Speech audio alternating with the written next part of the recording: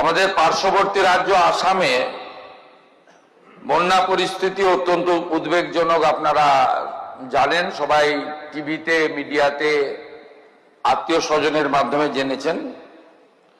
ওখানে আমাদের বাঙালিরাও প্রচুর থাকেন এবং আসামের সঙ্গে আমাদের অত্যন্ত আত্মিক সম্পর্ক রয়েছে পশ্চিমবঙ্গের সঙ্গে।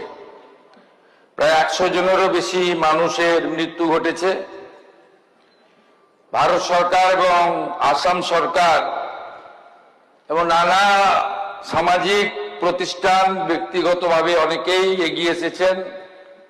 ছত্তিশগড়, মণিপুর রাজ্যের সেখানকার সরকার ও আসাম সরকারকে সহযোগিতা ঘোষণা করেছে।